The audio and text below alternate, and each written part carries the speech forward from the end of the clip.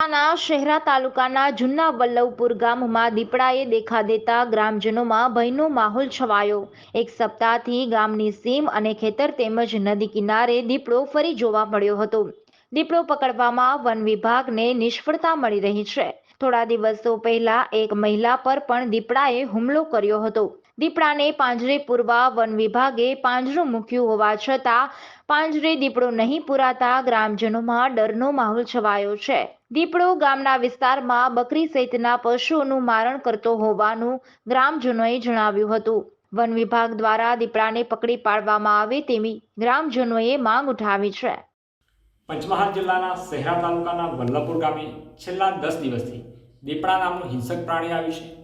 One વિભાગને જાણ કરતા વન વિભાગ પણ ગામમાં તૈનાત છે અને છેલ્લા 7 દિવસથી ગામની અંદર પાંજરું પણ મૂકવામાં આવ્યું છે।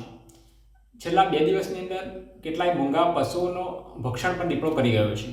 ગામની પ્રજાને અનેક જગ્યાએ દીપડો દેખાયો છે। કોઈને નદી કિનારે, કોઈને તળાવ કિનારે, કોઈને પોતાના ખેતરમાં અનેક જગ્યાએ દીપડો દેખાયો છે।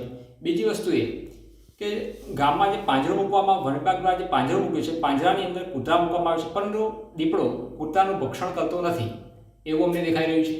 જો કૂતરા કારણે જો બકરું મૂકવામાં આવે તો તાત્કાલિક ધોરણે દીપડો પાંજરામાં પુરાઈ જાય અને ગામની પ્રજા શાંતિનો અનુભવ લે। સરકારશ્રીને અમે વિનંતી કરીએ છીએ, વન વિભાગને વિનંતી કરીએ છીએ, તાત્કાલિક ધોરણે પાંજરામાં દીપડાને પુરાવા માટે તાત્કાલિક ધોરણે બકરું મૂકવામાં આવે।